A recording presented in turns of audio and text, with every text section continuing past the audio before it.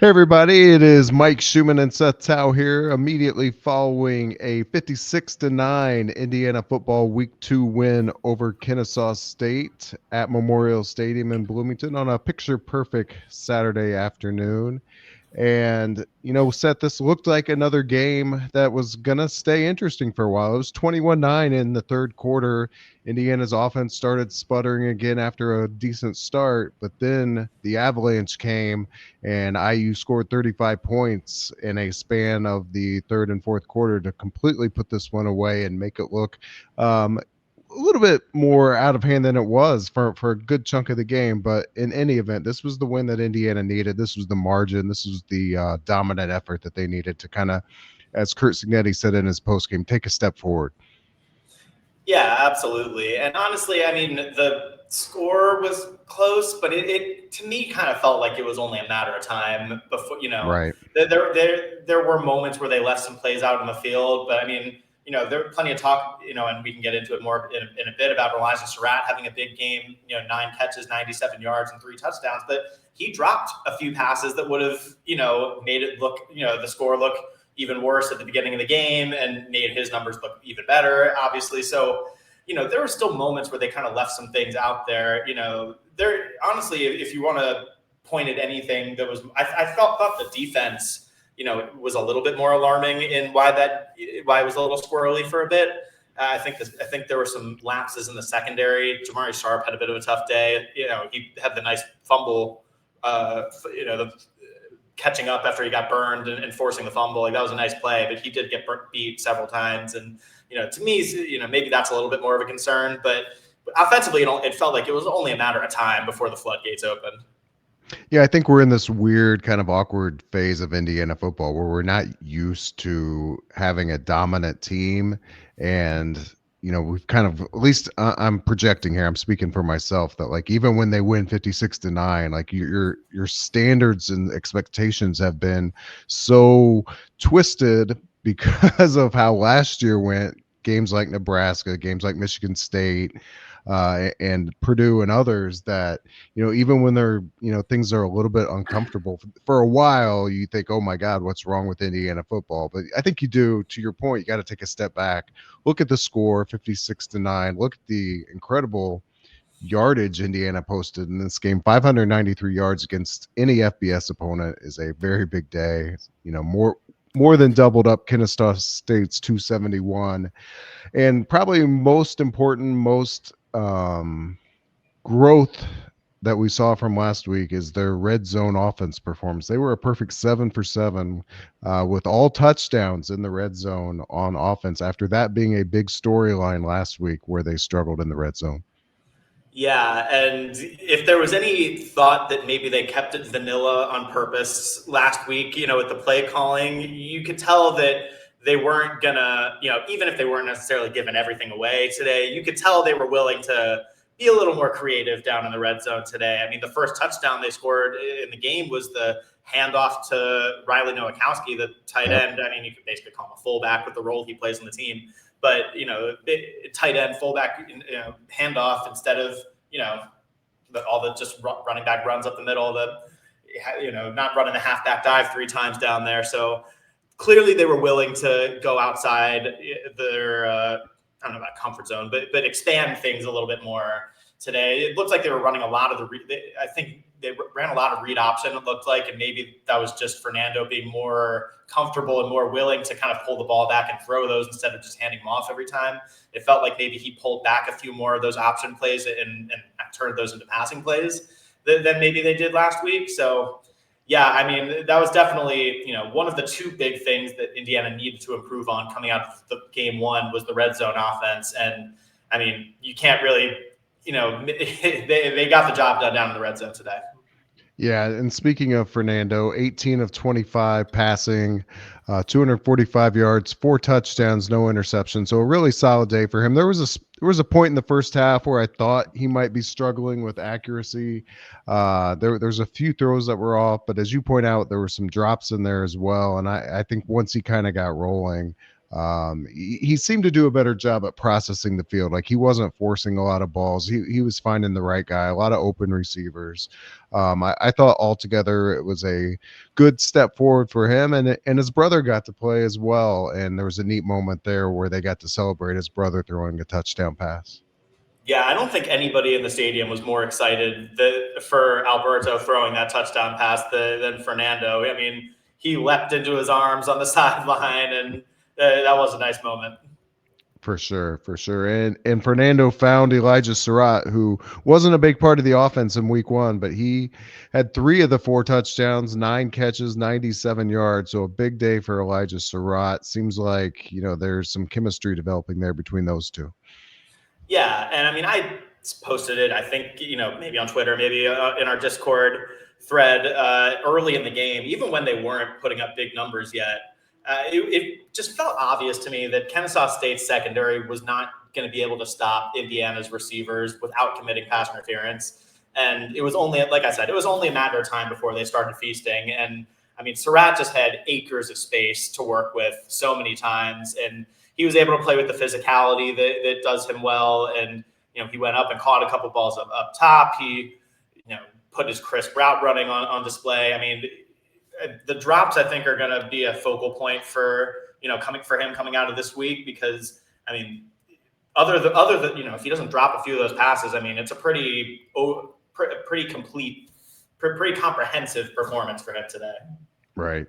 Yeah, just wanted to mention as well, EJ Williams, first touchdown since he was a true freshman in 2020, back when he was with Clemson. So long drought broken there for EJ, who seems to have taken strides himself this year, seems to be a more valuable part of the offense, somebody that Fernando likes to look for. So positive signs there.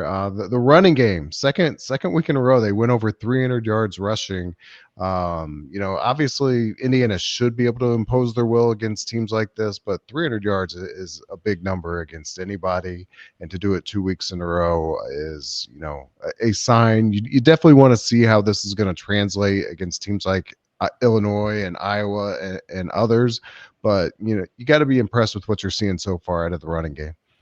Yeah, it is interesting that Omar Cooper touchdown was counted as a running play, and that helped them get over the 300-yard marks. But so take that for what it is. But you're right, the running game did look really strong today. Granted, I mean, I don't know that Kennesaw State's defense was really built to. I mean, they did play Kennesaw State, to their credit, played Wake Forest very tough last week, but I felt like that said more about Wake Forest than Kennesaw State to me. And I mean, Indiana just ran all over them, again. And yeah, I think the biggest test of, is this run game legit? It will obviously come when they play Illinois in a couple weeks. But I mean, everything is looking, I have no reason to believe, based on what I've seen, that this is going to fall off. I mean, it's not like they're, it's not like they're racking up, 250, 300 yards, and they've got, that on the back of, 3 50-yard runs, and then it's just 3 yards to carry the rest of the time. I mean, they're consistently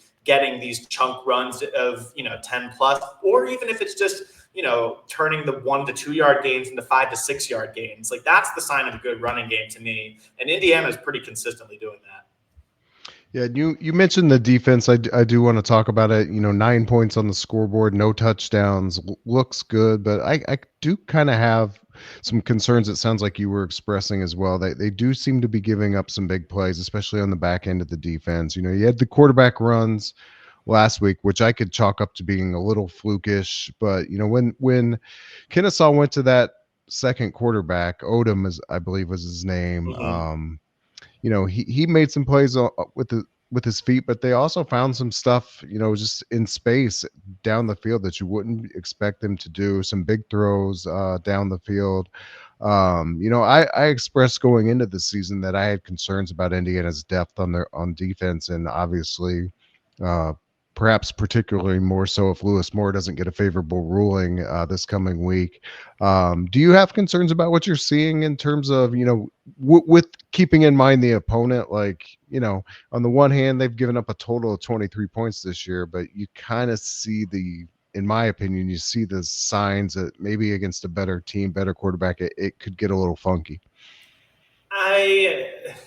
I can understand people holding concerns. I still think that I don't have that many concerns, big picture, with the defense. I mean, I think Elijah Surratt talked about this a little bit in his post-game availability, that it's probably underrated by just the general public, that, I mean, just how, much of an adjustment it is for a team that's, playing against themselves all preseason to come in and start playing against other people. I mean, that does take some adjustment, I think. And obviously, this is game two, and they generally look better. I thought in game two. I mean, they had 14 tackles for loss. I mean, we talked a little bit during IU, and I feel like we did talk, after the game during the week, just about the defensive line kind of needed to be better, than what they did last week. And I mean, they responded. I mean, 14 tackles for loss is nothing to sneeze at. Right. And again, against an FBS team, Kennesaw State is not going to give you, the same challenge that most Big Ten opponents will, but 14 tackles for loss is a pretty high number. And, things like that. Like, I felt like the way that Indiana corrected, the big issue last week was the couple big quarterback runs. And I mean, they didn't, that was obviously a concern coming into today as well, just knowing that, I mean, obviously Dexter Williams only played a little bit and then didn't, get back into the game. But I mean, their quarterback still looked pretty shifty out there. Odom looked pretty shifty, like he could get something going if Indiana gave him those lanes, but they never really let him get going on the ground. So to me, I think that is more encouraging, the way, to me, than anything negative, the way that they saw what went wrong last week and kind of work to adjust and fix it this week. Yeah, I mean, I think you can be a little concerned about Jamari Sharp getting beat one-on-one, several times by Kennesaw State receivers. And obviously, I mean, it's a separate issue from anything that happened in the game today about Lewis Moore and his court case and, what impacts that's going to have. And, that can be a whole separate conversation. But, I mean, honestly, Lewis Moore might be the best player on the defense through the first two games. Right. Yeah. Just kind of a little bit of sidebar. We've mentioned Illinois here. I thought I'd mention they did beat Duke today in a very convincing fashion, 45-19. That's a road win against a Power 4 opponent. Power 4 opponent that some people thought would, contend near the top of the ACC. Luke Altmaier for Illinois, 22 of 31, 296 yards and 3 touchdowns with no interceptions. So that's the real deal coming in here in 2 weeks. Coming up next is Indiana State, Friday night game. Not going to be much of a test for Indiana. Probably going to clear the bench in the second half.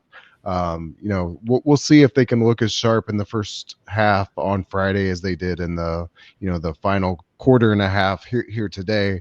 I think that's the goal, is just to kind of keep that momentum going. I did think last year against Western Illinois, even though the opponent was bad, it was a positive game for Indiana, just in terms of establishing a rhythm.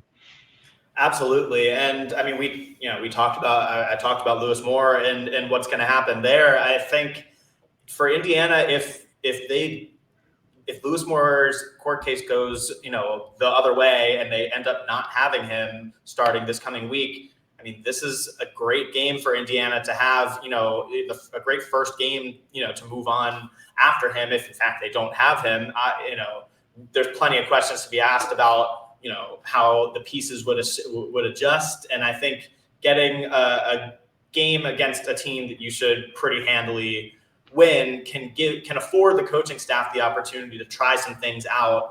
Because I mean, the court hearing is on Wednesday, I believe, and this game against Indiana State is on Friday. So they may not even. I mean, I'm sure they have in their heads kind of backup plans, but there's only so much time to be able to rep that in practice, and so they may this game might afford them defensively the opportunity to try some things out. There's a few different options, to different routes that they could go with this, moving Devin Boykin to safety. They could put, maybe a Marion Knighton at safety. They could put, if they think Jaja Boyd is ready for the big time, it gives them a chance to maybe try some things out if they don't have Lewis Moore. That's obviously a situation Indiana's going to hope to avoid. But if it does come to that, I think it's a useful game from that angle.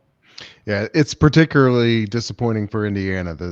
Byron Baldwin has been out the first two games because I think he really could have used the reps in these two games, irrespective of what happens with Moore, but especially in the case where Moore becomes unavailable, it would have been really nice for Baldwin to get those reps. But that wasn't the case. We'll see if he plays on Friday night. That is Friday night, 6:30 p.m. on the Big Ten Network. Indiana State at Indiana. We'll obviously have full coverage of that. Wanted to close with Dexter Williams, who is a IU alumnus, 4-year IU player, played in the first quarter, and I gotta say, I think he just lost the job today. I think he's not the best quarterback on this team, is what I saw anyway. Yeah, I kind of agree. I think obviously, Odom was overmatched against Right. Indiana, but he showed some good things out there, and really seemed to be opening things up in ways Dexter wasn't. And I mean, that's unfortunate for Dex, who seems like a good kid, and obviously battled very hard for Indiana a few years ago at the end of a lost season, and Right. got tore up his knee doing so. And coming back here might bring back even more bad memories if in fact he does lose the job.